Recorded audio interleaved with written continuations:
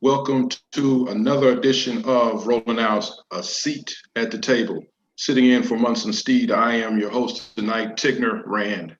We have a great show lined up for you tonight that we're talking about some things that we all have been paying attention to, especially in Georgia.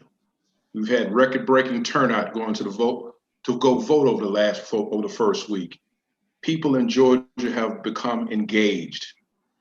They want to make sure their voices are being heard. One of the things that we've noticed over these past few weeks is that COVID has not stopped people from going out to vote. We have on the show tonight with us a spiritual leader. He's a community activist. He's also a social justice activist, as well as being the senior pastor of New Birth Missionary Baptist Church in Stonecrest, Georgia. Welcome to a seat at the table, Dr. Jamal Bryant. Man, I'm grateful. Fannie Lou said, if you don't have a seat at the table, bring your own chair. Yes, sir. And so I got my chair. Yes, sir. And that is the premise of this show, is because we want to start teaching and educating our people the importance of that table and that seat. And as you mentioned, Ms. Hamer was very adamant about that. Bring your chair to the table. I just read an excerpt of an open letter that you wrote, you and an additional 100 pastors and bishops and clergy from across Georgia. You can find it on rollingout.com right now. It is an open letter for the United in Faith for Reverend Raphael Warnock. What was the intent and purpose of writing that letter? Is Reverend Warnock, the esteemed pastor of the historic Ebenezer, is poised and positioned to clinch the nomination and be the U.S. Senator from Georgia. And there's so many people who are on the ballot that he is on the second page because his last name is Warnock. But the key is, in order for him to claim victory, he has to have more than 50% of the vote.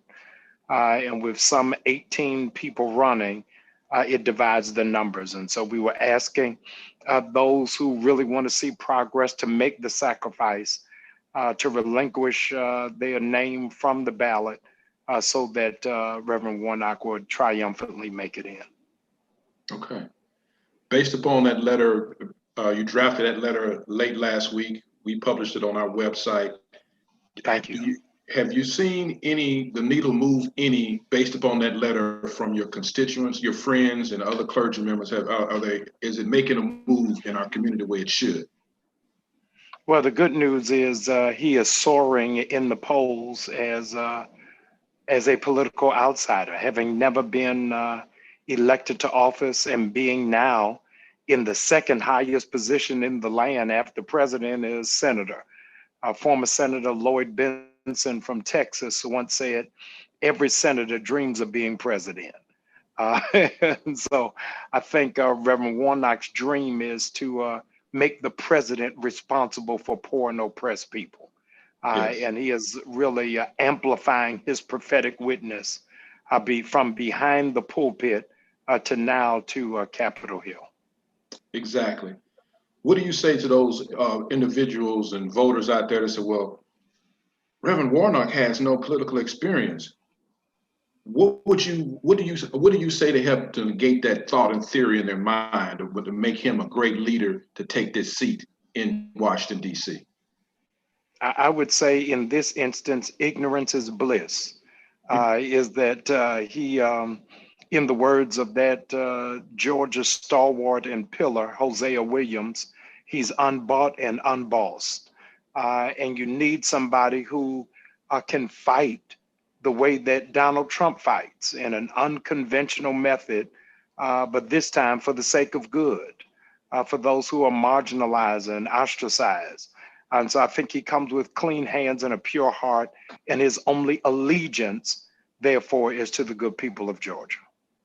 I totally agree with you. I think that's what sets him apart, because of he showed his character and integrity in the pulpit as a great leader.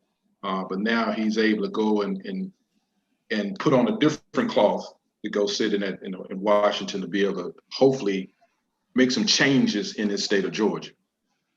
No, I think that he's going to do it. It is, as they said in the Kennedy era, it's springtime in Camelot. The whole nation is yearning to breathe free, looking for some semblance of decency and evidence that there is still a democracy. Over the last 4 years, we have seen unveiled dictatorship. And I think that there is a collective sigh that a change has to happen. And it's evidenced by the early voting numbers, that we have eclipsed the numbers of when President Obama ran the first time. Some 92,000 came on the first day of early voting. This time, 157,000. And so I'm excited about the possibility. Yes, so great turnout, and I have to say that we've had great weather, especially here in Georgia. So there's nothing that could have impede anyone from making a trek to the poll. I actually had gotten my absentee ballot, but I took it back in, and I've already made my vote, so I'm already good. Prayerfully that we can encourage our brothers and sisters to go out there and make a vote. What do you say for our brothers? When we look at the numbers, men are typically the ones who don't go to the poll. What are you saying to our brothers from the pulpit as well as in the community as you walk around to try to encourage them to how important that vote is, especially from a Black man? Yeah, since 2008, consistently, the strongest voting bloc in America is Black women. They go faithfully, they go consistently, and people have coupled Black people for saving the Democratic Party. That's not true. It's been Black women.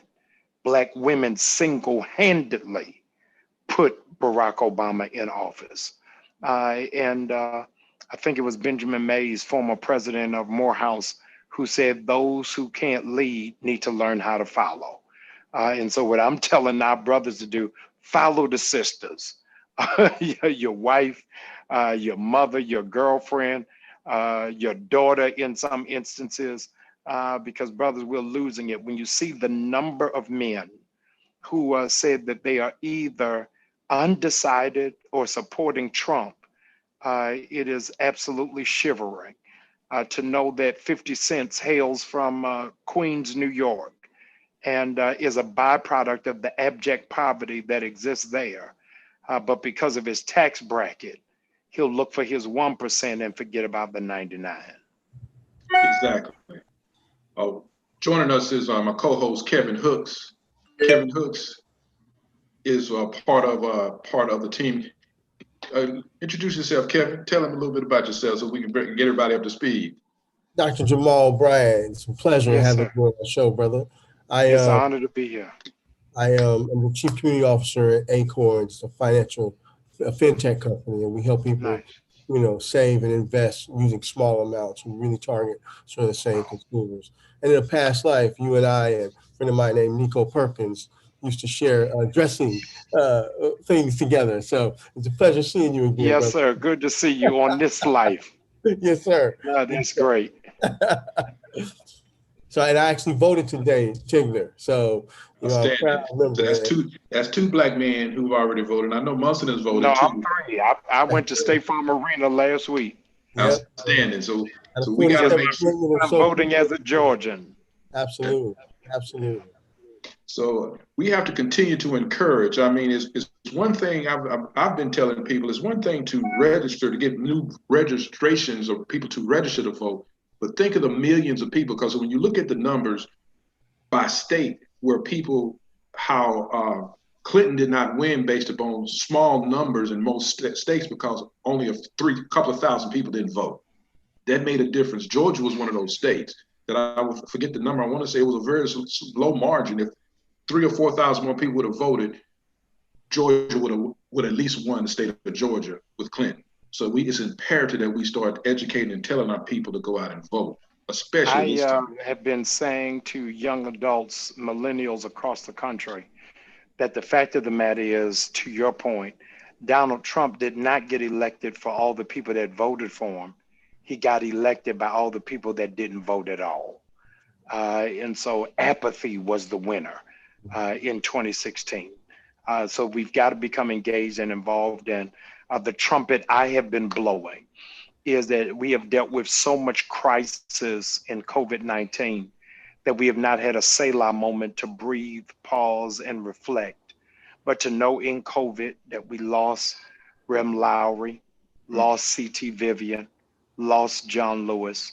So those of us who are yet alive, realizing the words of Muhammad Ali, service is the rent we pay to be in this earth. And so we've got a responsibility.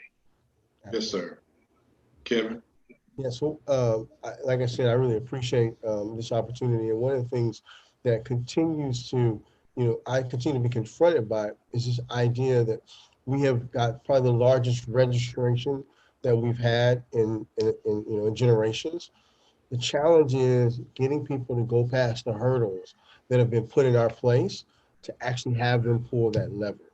And so any thoughts about how we can motivate people, drive people to go from registrant to actual voters? Yeah, I say all the time, anything that's easy to get is not worth having. Whatever it is that you have of significance, you had to go through a sacrifice or ordeal, or you don't treasure it. You don't value it. And that's not just politics. That's in life. And let me go a step further. That's in relationships. When you think about with those before us had to do the mundane things like memorize the Constitution, be able to project how many bubbles was in a bar of soap, had to pay a poll tax. And the worst that you got to do is stand in line. But the flip side of that is I'm seeing people in line at Phipps to go in the Gucci store. Right. I see people in line at Cheesecake Factory at Lennox, let alone the Negro shouldn't be there at all, but they're in line. So we don't mind waiting for what it is that we want. So we just got to redirect that energy. You remember when, right when COVID lifted, Nike released a new pair of Jordans, and that was in June. People stood in line at the peak of COVID for some tennis shoes. Well, the good news for us, Kevin, is that we're in Georgia. So imagine the sound of our complaint that we have to stand outside in 75-degree weather. No coats are required, no scarf, no gloves. It's a nice spring day. I've been telling everybody, just bring a charger for your iPhone and make sure you use the bathroom before you go. But it's going to be a wait, but it's worth it. We spend so much time doing so much other stuff. And the reality, gentlemen, we were trapped inside for 6 months. Right. So if you're able to be outside for 40 minutes, is worth it. How long did it take you gentlemen to get in and out to vote? I went to South DeKalb Mall. It took me all but 25 minutes. Yeah, I was 11. And I'm in Las Vegas, Nevada. It took me 15 minutes. Oh, wow. Yeah. And so, we, in the very beginning, we had some lines, which actually leads you to my next point. My father, when I was young, used to always tell me that he didn't matter who was in the White House because we was poor and we was going to be poor whether it was Republican or Democrat. So he didn't believe his vote counted. What do we say to people who constantly keep saying that same thing? My vote doesn't matter, so why should I waste my time? It doesn't matter when you're not voting with a purpose. One of the mistakes that we have made is that we have not championed policies. We have just gathered around personalities. Yes. Do we like them? Are they charismatic? Do they give good speeches? But Frederick Douglass said, power concedes nothing without a demand. Exactly. I was on an interview like this yesterday with John Ossoff, who was running for U.S. Senate here in Georgia against Mr. Perdue. Yeah. And he talked about how his first job and main influence was John Lewis. And I said, that's great, that's fine.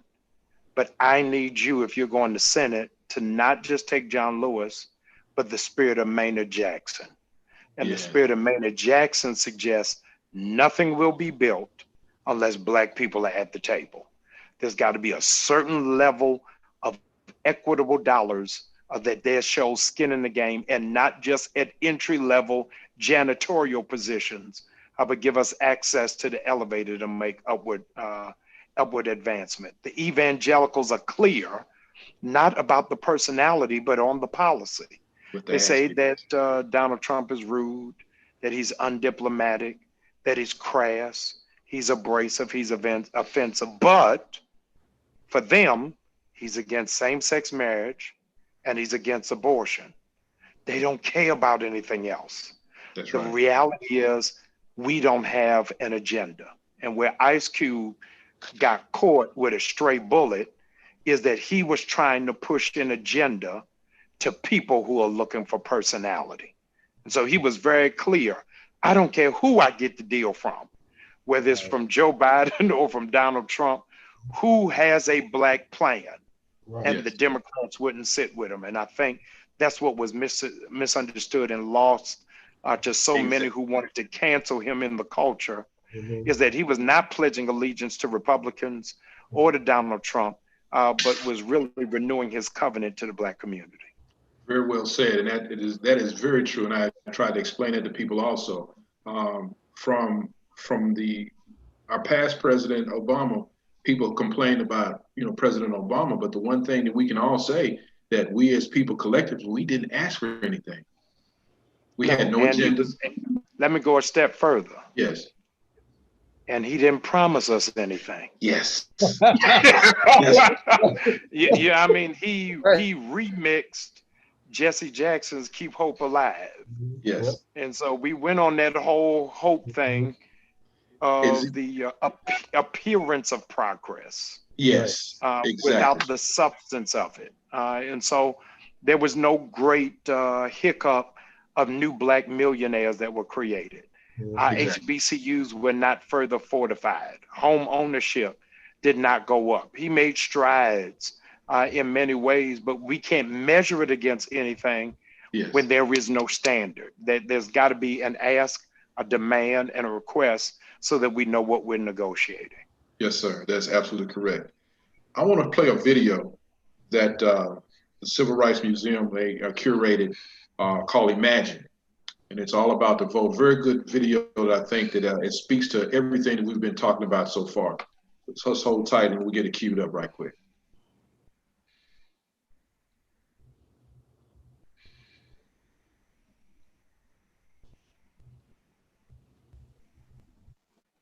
Imagine walking into your registrar's office and asking for the right to vote, and then having to answer questions such as how many bubbles are in a bar of soap, how many seeds are in a watermelon. The Reverend Hosea Williams said it best: if you can't vote, you're a slave.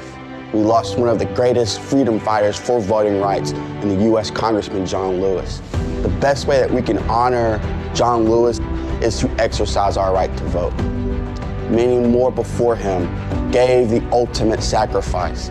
Men and women such as James Chaney, Michael Schwerner, Viola Liuzzo, Mrs. Fannie Lou and others. 55 years later, their sacrifice and their honor still rings true today. It showcased to America that the right to vote was still an issue. Of all the previous elections that we've had in our country before, none are more important than today. However difficult the moment, however frustrating the hour, it will not be long, because truth busters will rise again. How long? Not long, because no lie can live forever. We have to vote like our life depends on it, because it does. Imagine an America where one person, one vote is truly a reality.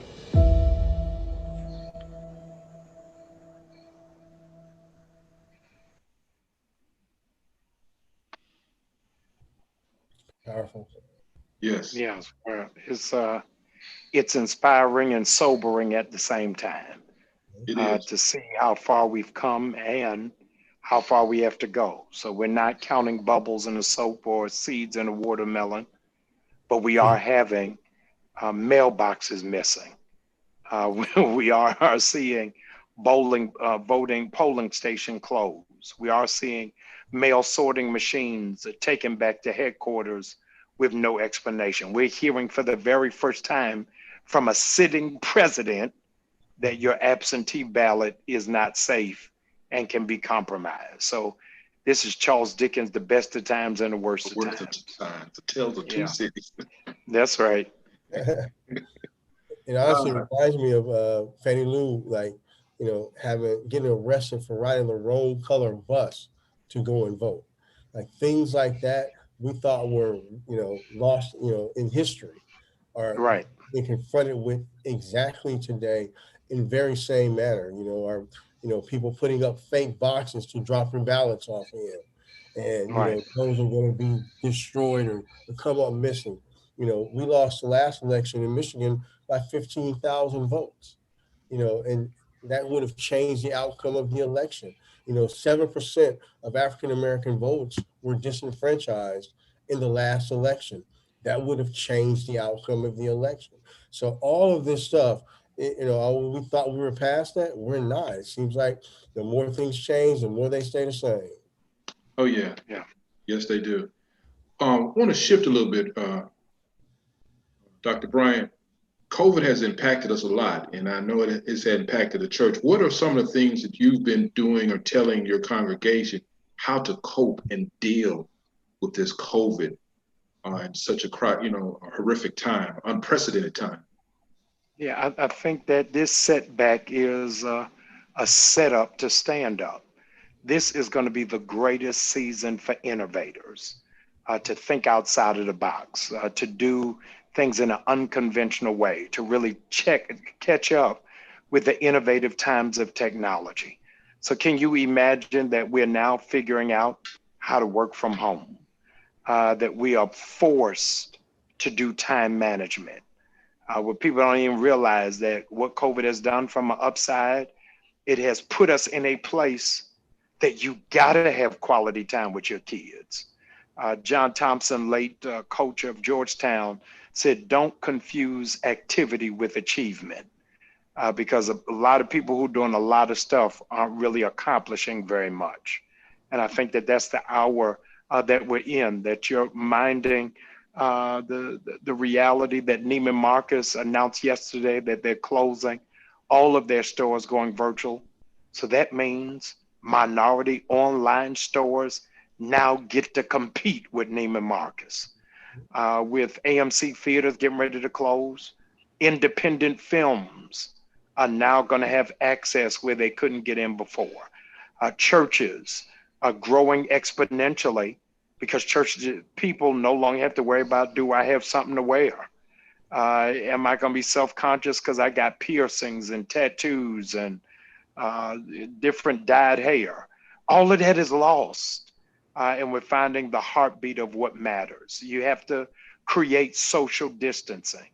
Make sure that you're not close to people who are toxic, who are carrying negativity, not necessarily COVID, but people who really don't believe in your dream or you. Look at everything the CDC is telling you is what you need to survive. Watch your mouth. And so you can't even go out without your mouth being covered, because your words are so valuable. The power of life and death is in the tongue. Wash your hands. The Bible says you got to have clean hands and a pure heart. So all of those things are really working to our good when you think about it. Well said. Very well said. You touched on it a little bit. How has technology increased with your church or across the board with all Black churches because of this COVID? Because it's forced people to be online, but so how has technology become an asset for the church as a whole? According to the New York Times, a third of Black churches will not survive COVID, quite frankly, because they are not technologically savvy.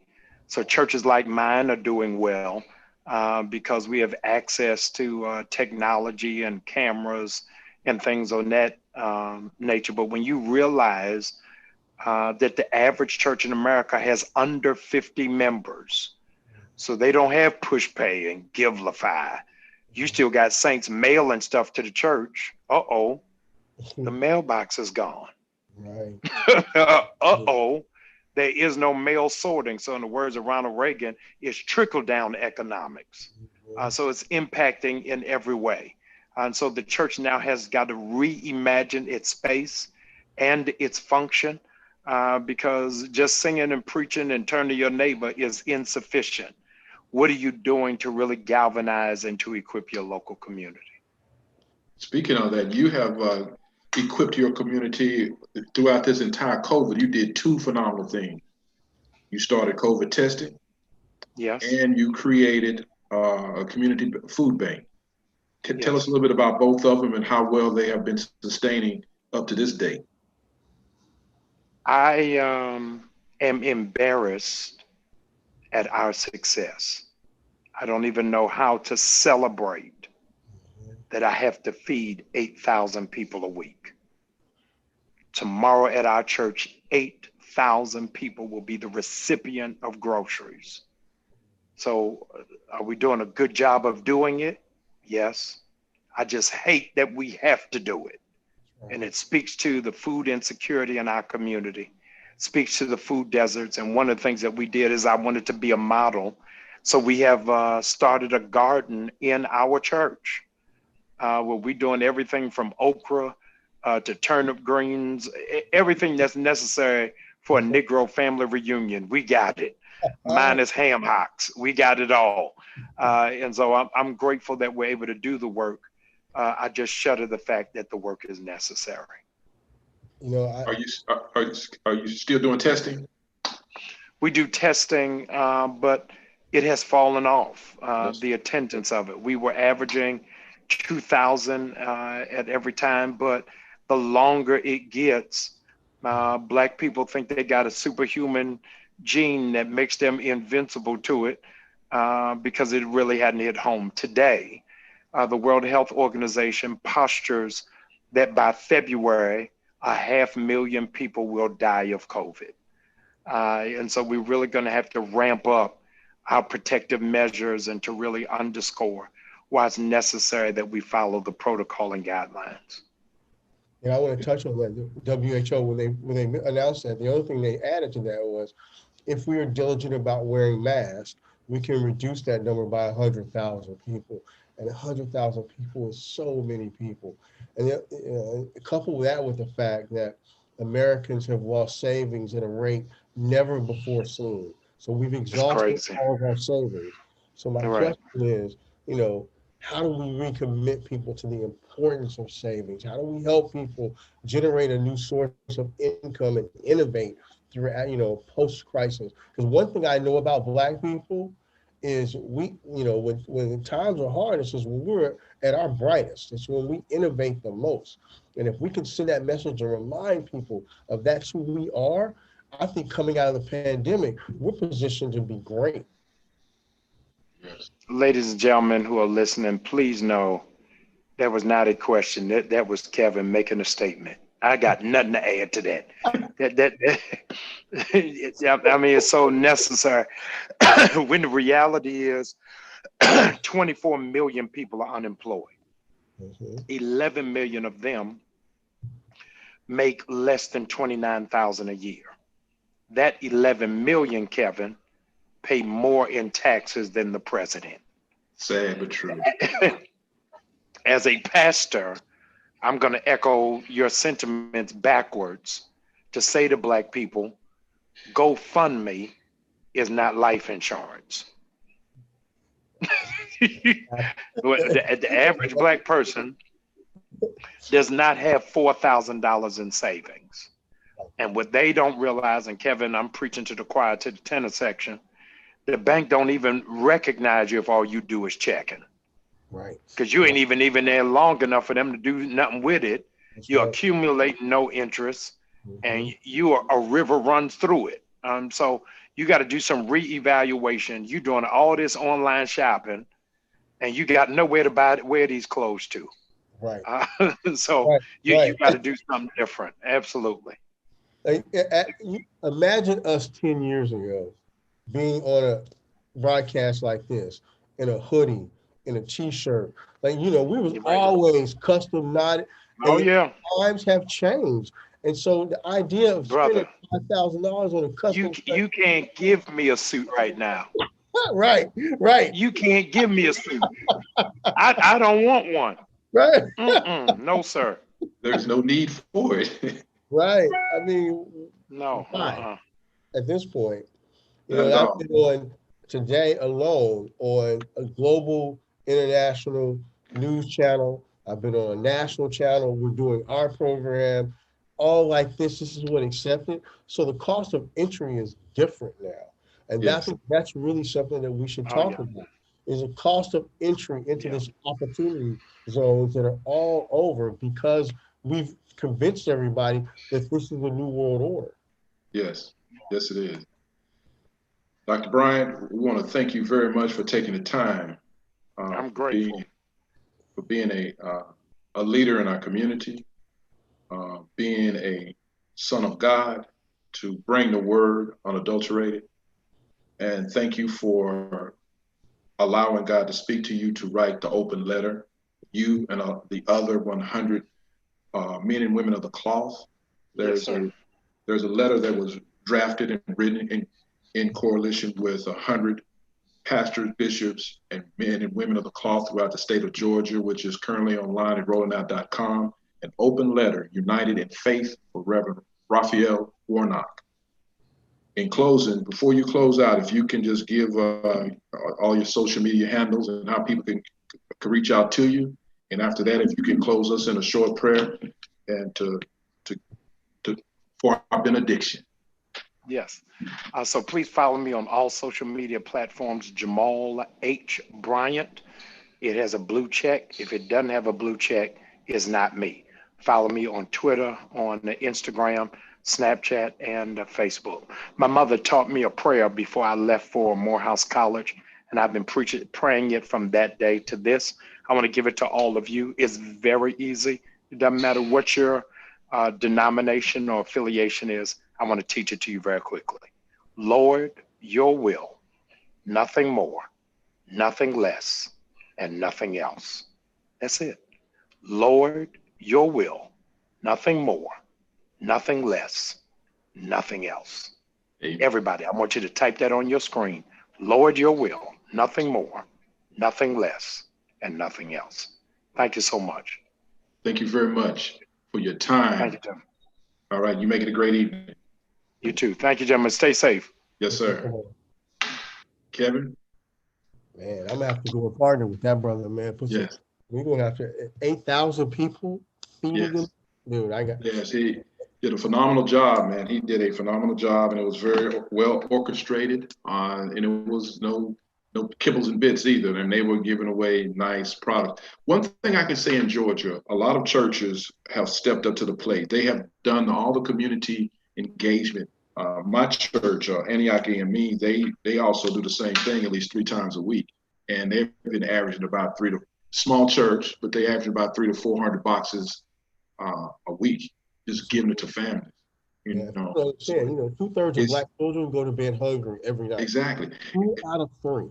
That is unacceptable in the world's richest nation. Exactly. So you figure most of these children, because of COVID, they're eating nothing. Right. School was their meal. Unbelievable. Unacceptable. Unbelievable. But I can tell you, when I watched that brother come up, man, I mean, yes, he has. 25 years ago, when I was at State Farm, watching him start his church, work at churches, me and him, watching each other come up, like, I'm very proud of the work that he's doing. All right. We all face challenges. We all fall down, but watch that brother get up and continue to grow. And then watch the service is unbelievable. Yes, sir. You know what time it is. Yes, sir. You do not have to be in the street, but you have to be in the struggle. Much esteemed. Appreciate you for joining us for another edition of A Seat at the Table.